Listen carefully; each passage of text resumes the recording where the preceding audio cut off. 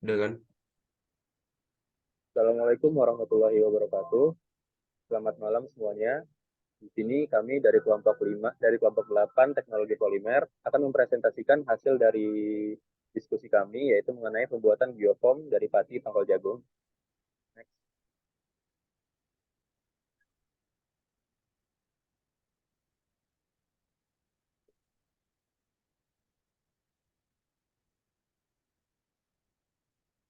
Adapun anggota dari kelompok kami yaitu yang pertama ada saya sendiri, ada Fatahillah dengan NIM akhir 56, kemudian ada Royani Isna Ramadhani dengan NIM akhir 49, ada Audia Aulia Putri dengan NIM akhir 50, Ainur Rizky dengan NIM akhir 52, dan Bernadetta Dia dengan NIM akhir 53. Next.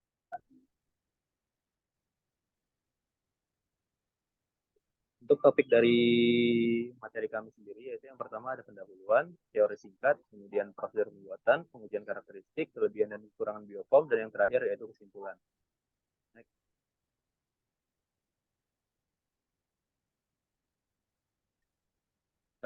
Untuk pendahuluan mungkin akan disampaikan oleh rekan saya, Audi.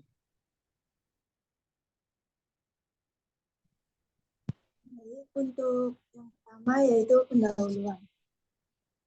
Umumnya kemasan styrofoam hanya digunakan sekali pakai.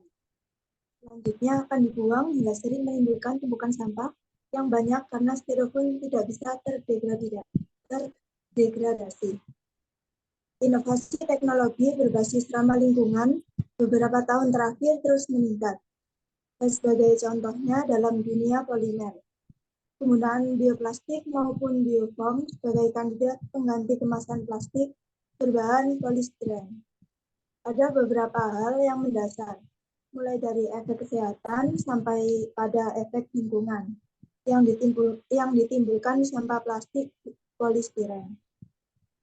Biofoam merupakan kemasan alternatif pengganti styrofoam yang terbuat dari bahan baku alami, yaitu pati dengan tambahan serat untuk memperkuat strukturnya. Foam berbahan dasar pati dapat dibuat menggunakan banyak teknik, termasuk ekstrusi atau pemanggangan dalam cetakan panas. Aditif dan serat sering ditambahkan untuk meningkatkan kekuatan dan fleksibilitas busa berbasis pati. Selanjutnya.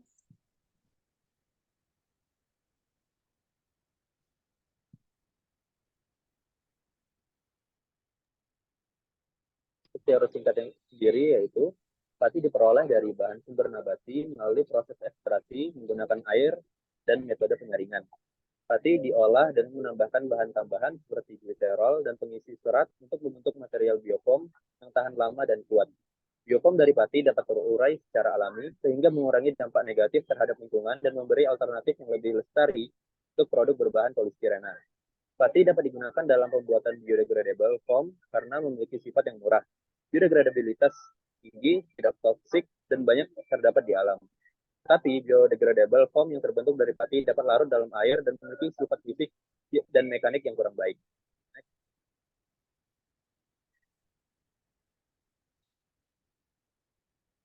Kemudian, styrofoam yang terbuat dari bahan alami seperti pati memiliki sifat yang dapat didegradasi atau diurai oleh mikroba yang terdapat dalam tanah, disebut biodegradable foam atau biofoam yang merupakan salah satu jenis plastik ramah lingkungan. Tongkol jagung merupakan limbah berlignoselulosa yang memiliki komponen lignin, hemiselulosa, dan selulosa yang dominan. Tongkol jagung yang dianggap sebagai limbah pertanian dapat dimanfaatkan sebagai sumber pati untuk produksi biofoam dengan kualitas yang tinggi. Penggunaan tongkol jagung sebagai bahan baku biofoam dapat mendukung pengembangan industri pertanian dan ekonomi lokal. Contohnya seperti plastik biodegradable. Biofoam yang dihasilkan dari tongkol jagung memiliki sifat dan karakteristik yang serupa dengan yang dihasilkan dari pati, yaitu ringan, kuat, dan tahan lama.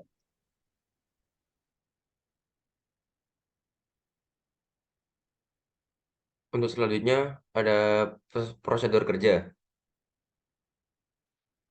Prosedur kerja pertama yaitu milling tongkol jagung atau pemisahan. Diawali dengan penyiapan tongkol jagung terus tongkol jagung dikeringkan dengan oven hingga kadar air mencapai 14% dari beratnya. Terus tongkol jagung dimiling menggunakan disc mill. Kemudian tongkol jagung tadi diayak hingga didapat bentuk serbuk ukuran 1 mm. Selanjutnya dites menggunakan FTIR dan spektro UV-Vis. Untuk proses selanjutnya ada predelignifikasi. Proses ini diawali dengan serbuk tongkol jagung ditambahkan dengan aquades dengan perbandingan 1:20. Lalu diaduk merata, ditambahkan larutan, dipanaskan sampai 100 derajat Celcius selama 150 menit. Kemudian difiltrasi dan hasilnya ada filtrat dan endapan. Untuk endapannya dikeringkan dengan oven lalu dites menggunakan spektro UV-Vis. Untuk selanjutnya ada delignifikasi. Di sini dimulai dengan serbuk tongkol jagung ditambahkan NaOH 15%, 20%, dan 25% dari beratnya. Kemudian dipanaskan dengan sampai suhu 200 derajat Celcius selama 30-90 menit. Kemudian difiltrasi dan hasilnya ada filtrat dan endapan. Untuk endapannya dicuci dan dikeringkan dengan oven. Lalu hasilnya itu dites menggunakan FTIR dan spektro UV-Vis. Yang terakhir, pembuatan film plastik biodegradable. Prosesnya yaitu pati dicampurkan dengan aquades dengan perbandingan 1:6. Kemudian dipanaskan dan diaduk dengan magnetic stirrer dengan suhu 70 derajat Celcius selama 15 menit. Kemudian ditambahkan gliserin dan selulosa sebanyak 0%, 30%, dan 50% dari beratnya. Kemudian diaduk selama 10 menit dan dituangkan ke dalam cetakan, lalu dikeringkan dalam suhu ruang selama 1x24 jam. Kemudian diuji DMA.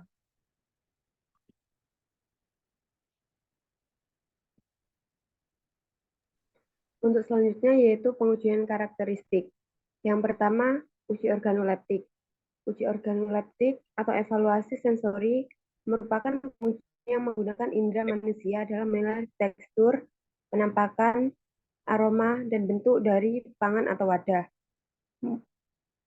Pengujian ini berperan penting dalam pengembangan produk dengan meminimalisir resiko kerusakan barang. Pada prinsipnya, terdapat 3 jenis uji organoleptik, yaitu uji pembedaan, uji deskripsi, dan uji afektif. Yang kedua yaitu uji daya serap merupakan ujian yang dilakukan untuk mengetahui terjadinya ikatan, tingkatan, atau keteraturan ikatan dalam plastik biofilm terhadap air melalui hasil presentase. Itu yang diperoleh semakin kecil presentase daya serap, maka penyerapan airnya semakin kecil, sehingga kerusakan plastik biofilm akan semakin lambat, begitupun sebaliknya.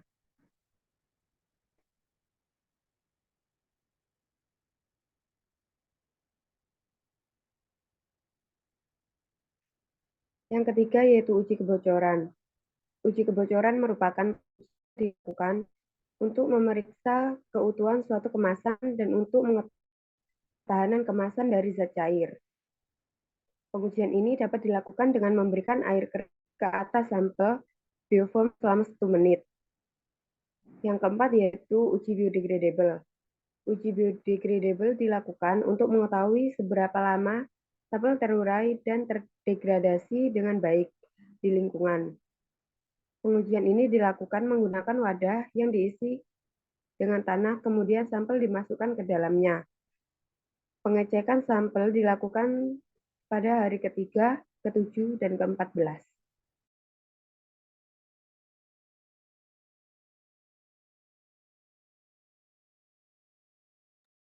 Baik, selanjutnya adalah kelebihan dan kekurangan. Hanya sendiri yaitu dan ramah isolasi termal yang baik dan dimensi yang stabil.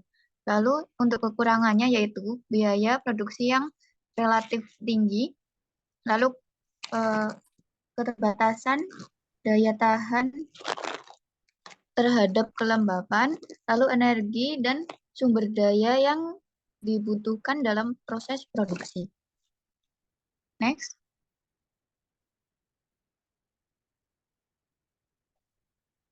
Dari penjelasan yang telah dijelaskan, dapat disimpulkan bahwa tongkol jagung sebagai bahan baku biofilm adalah alternatif ramah lingkungan yang mengurangi limbah pertanian, ketergantungan pada bahan fosil, dan mendukung ekonomi berkelanjutan dengan mengoptimalkan limbah pertanian sebagai sumber daya bernilai.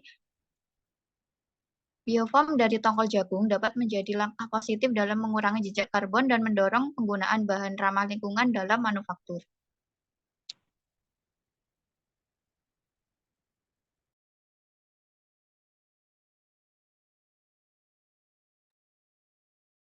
Untuk sumber referensi dari kelompok kami sendiri, yaitu terdapat 3. Pertama, berjudul pembuatan styrofoam ramah lingkungan dari pati singkong dengan penambahan tongkol jagung sebagai filler, yang ditulis pada tahun 2022. Kemudian biodegradable foam berbahan dasar pati dari ekstrak jagung dengan penambahan serat dari pelepah pisang yang ditulis pada tahun 2023. Dan yang terakhir yaitu pembuatan plastik biodegradable berbahan dasar selulose dari tongkol jagung yang ditulis pada tahun 2017.